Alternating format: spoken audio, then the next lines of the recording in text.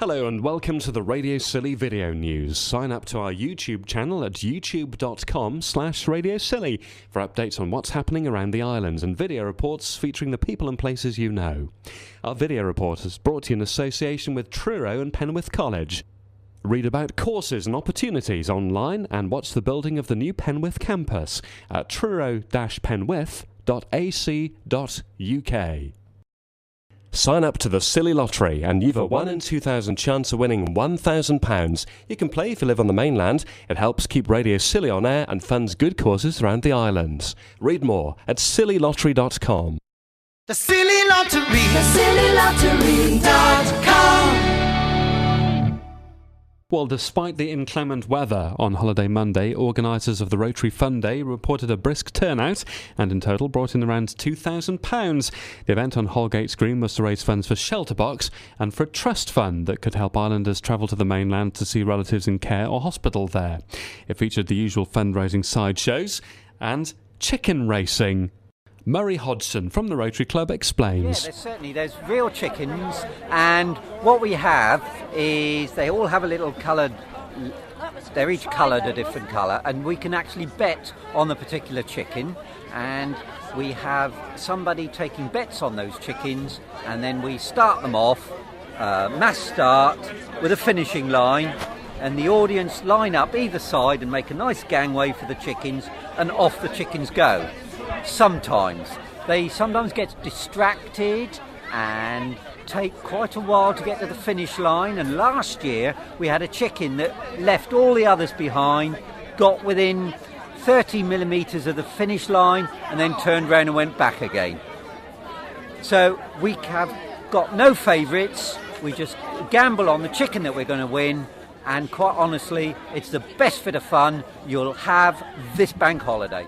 The event provided the traditional fair foods, with the exception of donuts. Terry Parsons told Radio Scilly that the wrong kind of flour had been bought, and that means they couldn't make them. This is normally the donut tent, and unfortunately the supplier sent us the wrong flour, which means what they've sent us has to be proved up for well over half an hour before we can actually use it. The proper mix that we have is already pre-mixed. We put it straight in the hopper, and 20 seconds later, out the other end comes your lovely warm donuts. The event featured a shelter box. These are the emergency life-saving shelters that the funds will go to, and they get dispatched to places hit by natural disaster like tsunami and earthquake, wherever they're needed anywhere in the world. Inside one of the shelter boxes was a first aid tent staffed by Beryl Reid. First aid today, and we've got the first aid tent which was actually donated to us by Rotary. It's the Shelterbox tent, and so therefore I come and give my service for them today.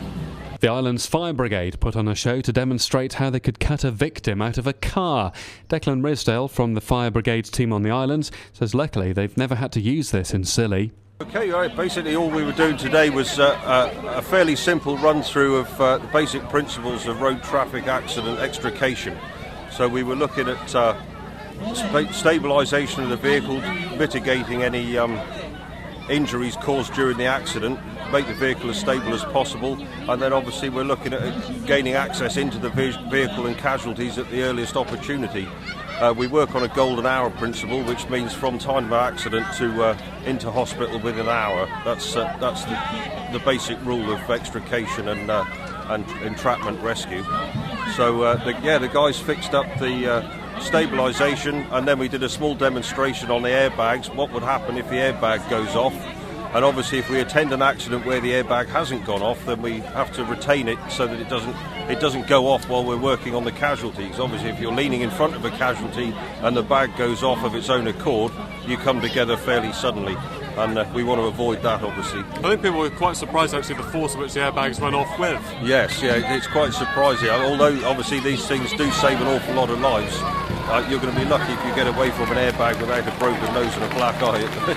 They do go off with some force, so that's why we advocate a little bit more care and attention when driving. Have you ever had to use that cutting equipment on the islands? Not for vehicle extrication.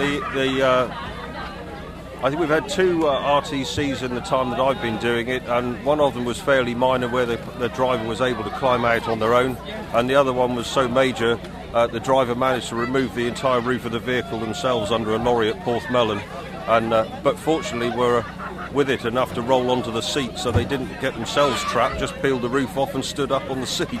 They were very lucky.